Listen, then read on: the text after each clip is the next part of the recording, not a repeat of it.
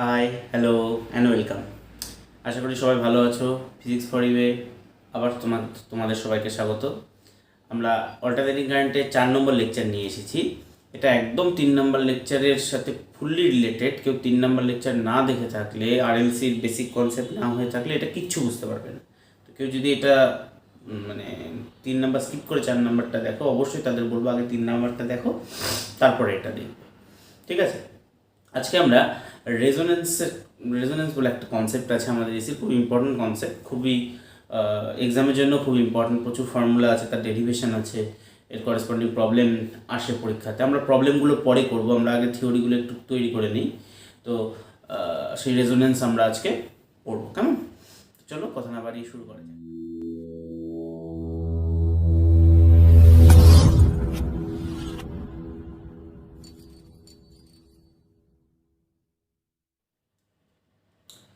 আমরা লাস্ট ক্লাসে impedance derive করেছিলাম যে একটা আরএলসি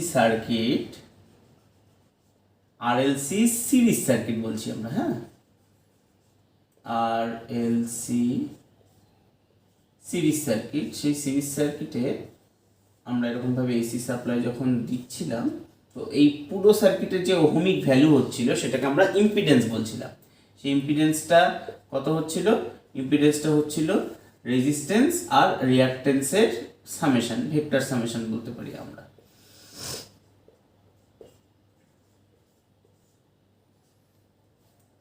কেমন? দেখে নাও। তো এটা ছিল আমাদের এক্সএল, এটা ছিল এক্সি।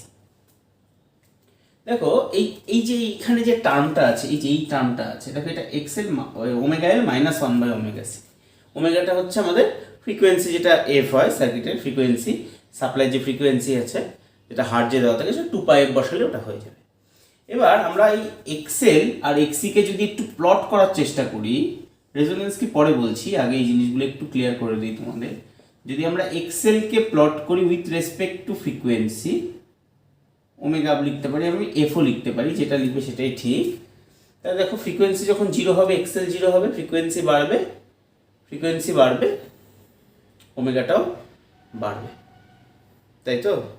এবং একটা টাইমে গিয়ে যদি এটা ওমেগা যদি ইনফিনিটি হয়, এটাও ইনফিনিটি হবে। তার গ্রাফটা দেখতে কেমন হবে? ওমেগা মানে কি লিখতে পারি? এটা কি লিখতে পারি? 2πfl লিখতে পারি। 2πfl, 2π কনস্ট্যান্ট, ফ্রিকোয়েন্সিটা বাড়াচ্ছে, তাহলে এইভাবে বাড়তে থাকবে, তাই তো? এভাবে বাড়তে থাকবে, ঠিক আছে? সেমভাবে তুমি যদি এক্সিটাকে প্লট করো, উইথ রেসপেক্ট টু ওমেগা বা উইথ রেসপেক্ট টু এফ, এক্সি মানে কি 1/ওমেগা সি, তাহলে তুমি যদি ওমেগাটা 0 বসাও, তাহলে এটা ইনফিনিটি হবে, মানে তুমি টাচ করে দেখাতে পারবে না,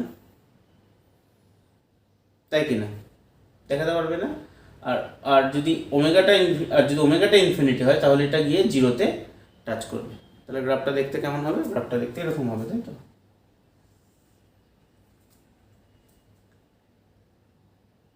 বোঝা গেল?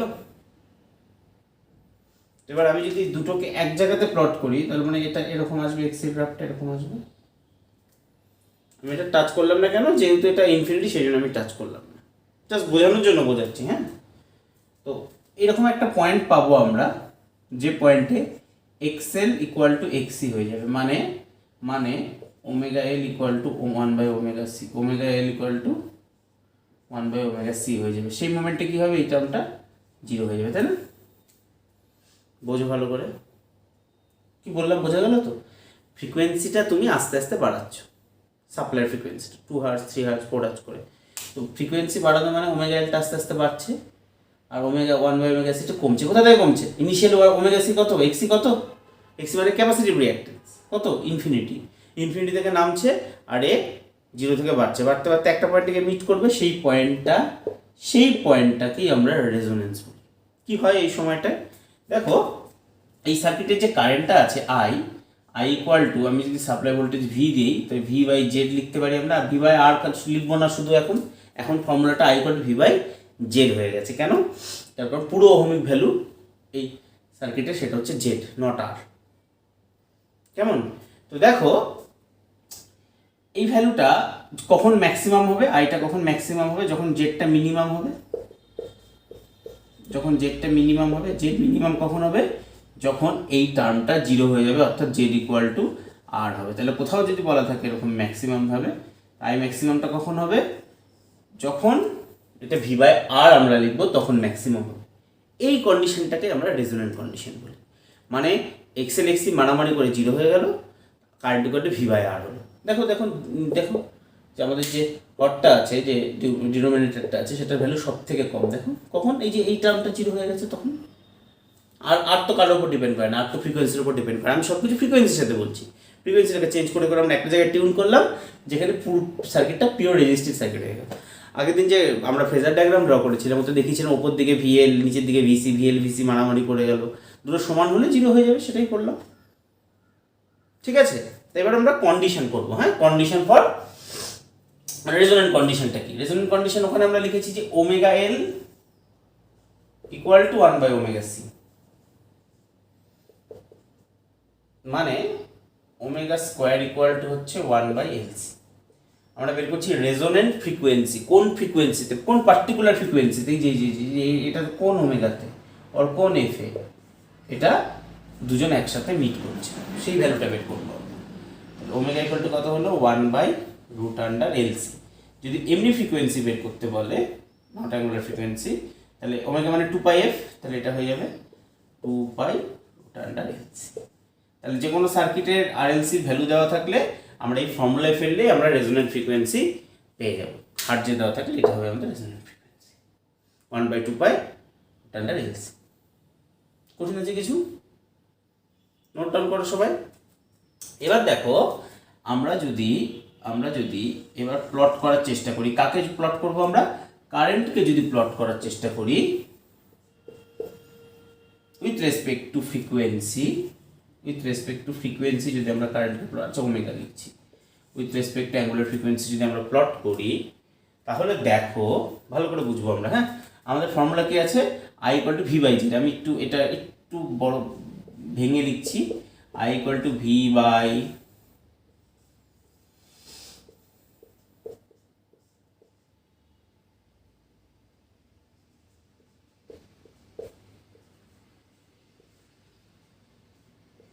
কেমন। এবার ফ্রিকোয়েন্সি যদি জিরো বসাও তুমি, ফ্রিকোয়েন্সি জিরো বসানো মানে কি, এই টার্মটা ইনফিনিটি হয়ে যাবে, তাই না? এই টার্মটা ইনফিনিটি হয়ে যাবে, এই টার্মটা ইনফিনিটি মানে নিচেরটা ইনফিনিটি হয়ে যাবে, মানে কারেন্টটা কত হয়ে যাবে, জিরো হয়ে যাবে। সেই জন্য আমরা টাচ করছি না গ্রাফটা। ঠিক আছে, তারপরে আস্তে আস্তে যদি তুমি ফাইনাইটের দিকে যাও, এই টার্মটা ভালো করে বুঝবো আমরা। এক্সি ফার্স্টে কত আছে, ইনফিনিটি, সেখান থেকে আমরা ওমেগাটা বাড়াতে থাকলে কমতে থাকবে আস্তে আস্তে। আর এক্সেলটা কত আছে, এক্সেলটা জিরো আছে, সেখান থেকে এক্সেলটা বাড়তে থাকবে আস্তে আস্তে। তার মানে এদের ডিফারেন্সটা কি, এদের ডিফারেন্সটা ফার্স্টে কি, এটা জিরো, এটা ইনফিনিটি, ম্যাক্সিমাম ইনফিনিটি, তারপরে এই আস্তে আস্তে কমছে ইনফিনিটি থেকে, এই আস্তে আস্তে বাড়ছে, মানে ডিফারেন্সটা কমছে আস্তে আস্তে। এটা কমা মানে এই পুরো ডিনোমিনেটরটা হরটাই কমে যাওয়া, মানে এই কারেন্টটা আস্তে আস্তে বাড়বে, বাড়বে বাড়বে বাড়বে বাড়বে, বাড়তে বাড়তে এই মোমেন্টটা যখন আসবে, দুজন ইকুয়াল যখন হয়ে যাবে, দেখো দুজন এরকম নামছে, একজন ইনফিনিটি থেকে কমছে, একজন ইনফিনিটি থেকে কমছে, একজন জিরো থেকে বাড়ছে, একটা মোমেন্টে মিট করবে, সেই মোমেন্টে কারেন্টটা গিয়ে ম্যাক্সিমাম। তাহলে গ্রাফটা দেখতে আমাদের কেমন হবে, এরকম হবে গ্রাফটা,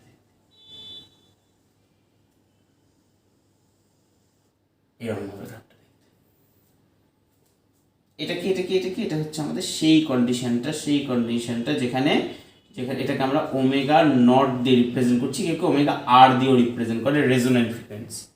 এই মোমেন্টে দেখো কারেন্টটা আমাদের ম্যাক্সিমাম হয়েছে, এটা হচ্ছে আমাদের আই ম্যাক্স হয়েছে, ম্যাক্সিমাম হয়েছে। এটা কখন হয়েছে, এটা ম্যাক্সিমাম যখন এক্সেল আর এক্সি সমান হয়ে গেছে, ইন্ডাকটিভ রিঅ্যাক্ট্যান্স আর ক্যাপাসিটিভ রিঅ্যাক্ট্যান্স সমান, দুজনের এফেক্ট সমান, তখন দেখো এটা সমান হয়েছে। এই কন্ডিশন থেকে আমরা বলছি রেজোনেন্স ফ্রিকোয়েন্সিটা কত, 1 by 2 pi root under L C, hertz যেটা। ঠিক আছে, ওমেগা বের করতে বলে শুধু 1 by root under L C করবো। এই হচ্ছে আমাদের সিরিজ রেজোনেন্টের কন্ডিশন। আমরা আর একটু ডিটেলে ঢুকবো, এতটুকু তোমরা নোট করো সবাই। ওকে, ঠিক আছে সবাই, চলো।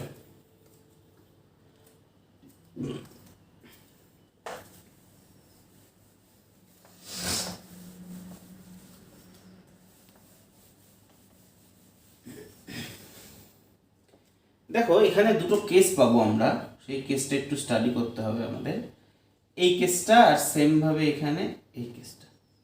আমরা কিন্তু আইম্যাক্স এটা তো আমরা আইম্যাক্স বাই √2টাকে খুব পছন্দ করি, কেন বলো? সেটা হচ্ছে আমাদের আরএমএস ভ্যালু, তাই না? হ্যাঁ কি না? সেটা আমাদের আরএমএস ভ্যালু। দেখো আমরা যদি এখানে টোটাল পাওয়ার কত যদি ভাবি, I²R যদি করি, I²R যদি করি তাহলে এটা কত হবে বলো? V×I যদি করি, ভিটা তো ফিক্সড আছে এখানে, তাহলে পাওয়ার কত হবে? পাওয়ার I²R যদি করি তাহলে এটা IM, এই পজিশনে পাওয়ার কত যদি বের করি তাহলে IM²/2 I²R করছি আমরা, হ্যাঁ I²R করি, কথার কথা বলছি। দেখো আমাদের ম্যাক্সিমাম পাওয়ার কত? IM²R, আর এই পজিশনে পাওয়ার কত পাচ্ছি? IM²R/2।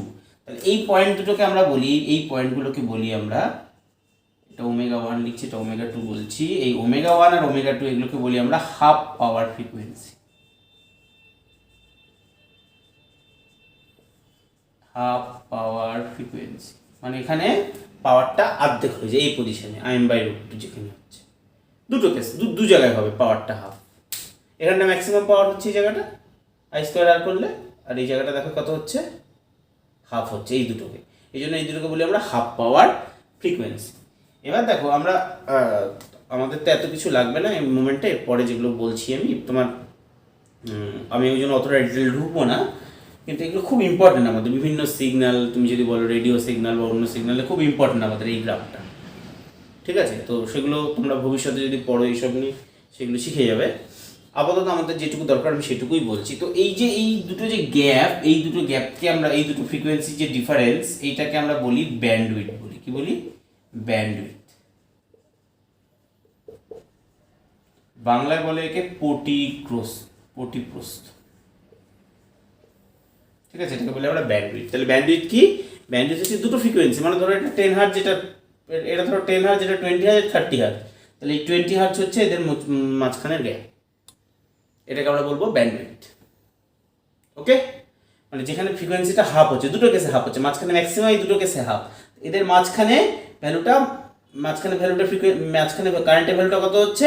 এই আরএমএস এর থেকে একটু বেশি হচ্ছে, ম্যাক্সিমাম আর আরএমএস এর মাঝামাঝি থাকছে, ম্যাক্সিমাম √2 মাঝামাঝি থাকছে, এই যে এইটুকু এর মধ্যে থাকছে, তাই না?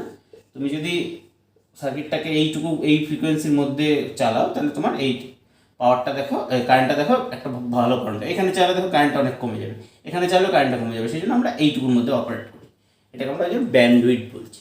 এই ব্যান্ডউইথ যেমন আমাদের যে টাটা স্কাই আছে, তার একটা ব্যান্ডউইথ আছে, ফ্রিকোয়েন্সি এত ফ্রিকোয়েন্সি থেকে এত ফ্রিকোয়েন্সির মধ্যে ওর কাজ করে, ব্যাপারটা এরকম, কেমন? তো এটা আমাদের গেল রেজোনেন্স। এবার আসছি আমরা কিউ ফ্যাক্টর। কিউ ফ্যাক্টর হচ্ছে কোয়ালিটি ফ্যাক্টর বলে, বা কিউ ফ্যাক্টর।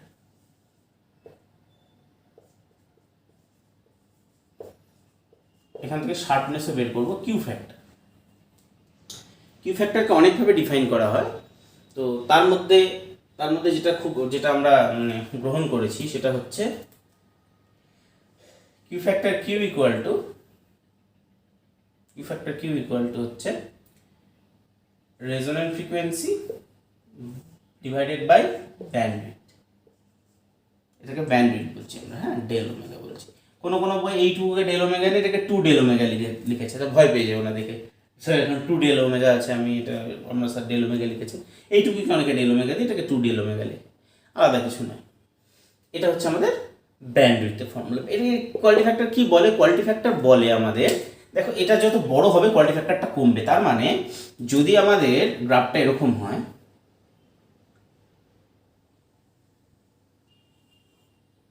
এরকম হতে পারে গ্রাফটা, আবার গ্রাফটা এরকম হতে পারে, তো এটা কতটা শার্প, কতটা খারাপ সেটা বলবে আমাদের কোয়ালিটি ফ্যাক্টর। কোয়ালিটি ফ্যাক্টর বলে যত কম হবে তত ব্যান্ডউইথটা, দেখো ব্যান্ডউইথ যত বেশি হবে কোয়ালিটি ফ্যাক্টর কম হবে, ইনভার্স রিলেশন।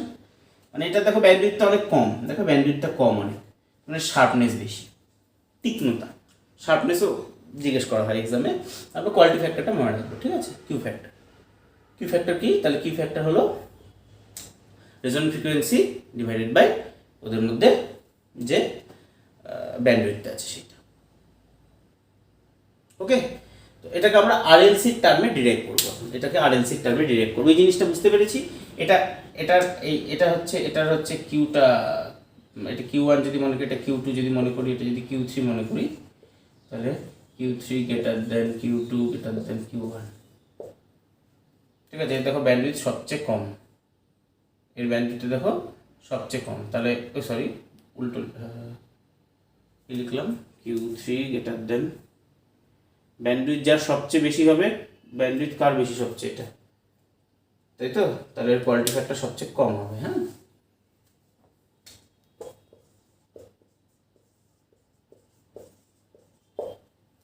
আমরা এটাকেই এই কোয়ালিটি ফ্যাক্টরের যে ফর্মুলাটা, এটাকে আমরা আরএলসি টার্মে রিপ্রেজেন্ট করব এবং আর একটা ফর্মুলা বের করব। দেখো আমাদের ওমেগার মানে জানি আমরা 1/√LC, কিন্তু আমরা ডেল ওমেগাটা জানি না। কিন্তু আমরা এই জিনিসটা জানি আপাতত সবাই, যে z ইকুয়াল টু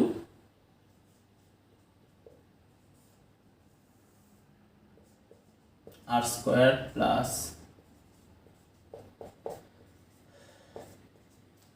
এটা জানি সবাই, তাই তো, দেখে নাও, এটা সবাই জানি।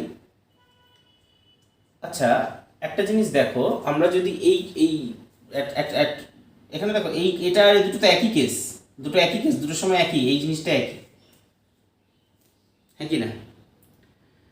তো ম্যাক্সিমামের সময় কারেন্টটা কত হয়, ম্যাক্সিমাম এই কন্ডিশনে কারেন্টটা কত হয় বলো? আমরা একটু আগে বলেছি কারেন্টটা হয় V/R হয়, আর এই সময় কারেন্টটা কত হবে, এই কন্ডিশনটাকে আমরা I' মনে করছি, কত হবে, V/√2R হবে। আরে ভাই I/√2 হয়তো, এখানে I/√2 হচ্ছে, সেই জন্য এরকম লিখতে পারি না, পারি লিখতে। মানে আমরা এই কন্ডিশনটাকে যদি ভাবি, এই কন্ডিশনে জেডের ভ্যালু কত হবে, জেডের ভ্যালু হবে √2R হবে এই কন্ডিশনে। কোন কন্ডিশনে? যখন ω1 আর ω2 হবে আমাদের ফ্রিকোয়েন্সি। ক্লিয়ার? তার মানে আমরা কি লিখতে পারি, আমরা লিখতে পারি r² plus ωL minus 1/ωc² equal to 2r²। এই যে এটাকে লিখলাম, √2R লিখলাম, দুদিকে স্কোয়ার করে দিলাম, পারি তো? এটা প্লাস এটা, এই দুটোকে মিলে এটা লিখলাম, ঠিক আছে? এটাকে এই পাশে নিয়ে গেলাম, তাহলে r² হয়ে গেল। তাহলে ωL minus 1/ωc equal two আমরা একটা লিখতে পারি minus R, ωL minus 1/ωc equal to লিখতে পারি প্লাস আর। দুটো কন্ডিশনের জন্য আমরা দুটো ফ্রিকোয়েন্সি ধরে নিলাম, এটাকে ω1 ধরে নিলাম, এই কন্ডিশন এটাকে ω2 ধরে নিলাম। দেখে নাও, পারি তো লিখতে? দুটো আলাদা এখান থেকে দুটো আলাদা সলিউশন বেরোবে, সেই জন্য এখান থেকে এই ইকুয়েশন থেকে ω1 লিখলাম, এই ইকুয়েশন থেকে ω2। আমরা করি তো ম্যাথামেটিক্স ইকুয়েশন করার সময় এরকম করি তো, বোঝা গেল? এটাকে এই পাশে নিয়ে গেলাম, r² হয়ে গেল, প্লাস মাইনাস করলাম, দুটো আলাদা ভ্যালু লিখলাম, ঠিক আছে? এবার যদি দুটোকে অ্যাড করে দিই, আমরা দুটোকে যদি অ্যাড করলে মারামারি করে 0 হয়ে যাবে। এখানে কত পড়ে থাকবে, L ইন্টু ω1 প্লাস ω2, এটাকে এই পাশে নিয়ে গেলাম, মনে করো 1/c 1/ω1 প্লাস 1/ω2, মানে হচ্ছে ω1 ω2 ω1 প্লাস ω2, তাহলে যেটা দাঁড়ালো ω1 ω2 ইকুয়াল টু দাঁড়ালো 1/LC। দুজনে মাল্টিপ্লাই, এটা একটা ফর্মুলা, কোনো জায়গায় কাজে লাগতে পারে কিন্তু, হ্যাঁ, এটা মাথায় রাখবো, আমরা কাজে লাগতে পারে। ω1 ইন্টু ω2 ইকুয়াল টু হচ্ছে 1/LC। এই চেনা কোথায় গেল আমাদের? মানে ইয়েটা কি ছিল, রেজোনেন্ট ফ্রিকোয়েন্সি কি ছিল, 1/√LC ছিল, মনে করো দুটো মাল্টিপ্লাই করলে 1/LC, মনে রাখার জন্য বলছি জাস্ট। এবার যদি আমরা এই দুটোকে অ্যাড করি, আমি এটাকে উড়িয়ে দিলাম, হ্যাঁ, তোমরা আশা করি নোট ডাউন করেছো, এই জায়গাটাকে উড়িয়ে দিলাম। আচ্ছা, এই জায়গাটা এখানটায় করি, দেখা যাচ্ছে তো বোর্ডে? দেখা যাচ্ছে, চলো।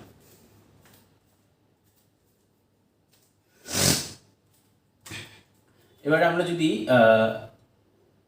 এটা 1 নম্বর ইকুয়েশন, এটা 2 নম্বর ইকুয়েশন, আমরা 1 + 2 করলাম ফার্স্টে। এবার যদি আমরা 2 - 1 করি, 2 - 1 যদি করি, 2 - 1 করা মানে আমাদের এদিকে হয়ে যাবে 2r, তাই তো? আর এদিকে কত হবে, এটা মাইনাস এটা করছি, মানে হচ্ছে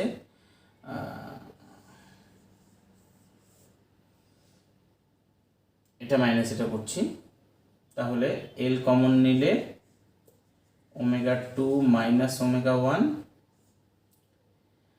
আর এখান থেকে এটা মাইনাস এটা করছি, মাইনাস 1/c কমন নিলে 1/ওমেগা 2 মাইনাস 1/ওমেগা 1, আমি একবারে করছি।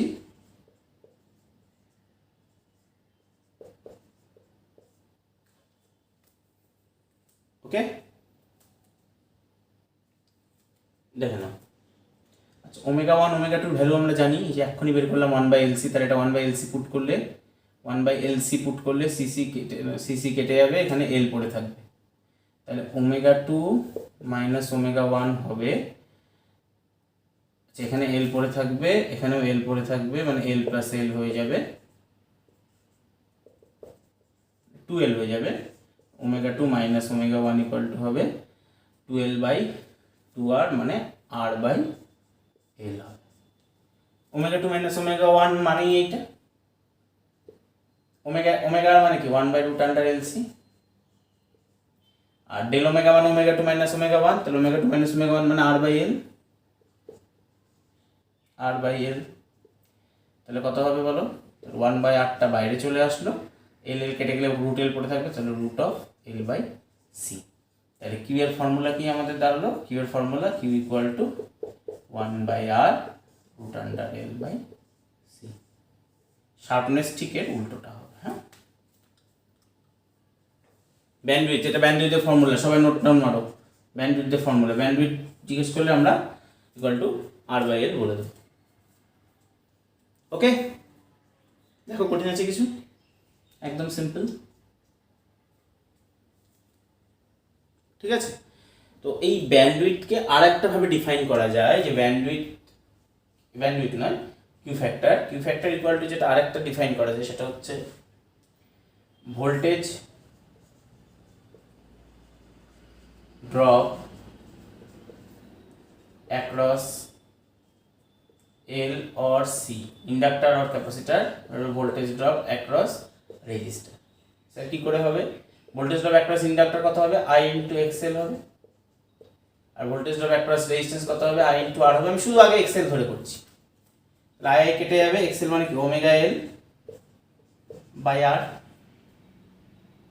সেম ভাবে তুমি যদি এটাকে ভোল্টেজ ড্রপ অ্যাক্রস ক্যাপাসিটর না, দেখো অর লিখেছি আমি, হয় ইন্ডাক্টর না ক্যাপাসিটর, তাহলে এটা লিখতে পারো I × XC/I × R। XC মানে কি 1/ωc, এটা 1/ωc/R। এটা কিউ মানে দুটোই ট্রু। হ্যাঁ, বলে স্যার কিউ মানে তো আপনি এটা বললেন। দেখো এই দুটো যদি মাল্টিপ্লাই করে দাও এই দুটোকে, তাহলে কিউ স্কোয়ার হয়ে যাবে, কিউ স্কোয়ার হয়ে গেলে ওমেগা কেটে যাবে, তাহলে কত পড়ে থাকবে আমাদের? কত পড়ে থাকবে বলো? L/C/R²। তাহলে কিউ ইকুয়াল টু কত হবে? √L/C। 8টা বাইরে বেরোচ্ছে, কিছু করিনি। দেখো কিউ এর আরেকটা ফর্মুলা হচ্ছে, কিউ বের করা, কিউ এর ডিফাইন এইভাবে তুমি ডিফাইন করতে, voltage drop across inductor or capacitor, তোমার যেটা ইচ্ছে সেটা নাও, divided by voltage drop across R। মানে তোমার যদি ওমেগা জানা থাকে, তুমি ওমেগা L/R করলেও পেয়ে যাবে, বা ওমেগা C 1/ωc/R করলেও পেয়ে যাবে, দুটোই।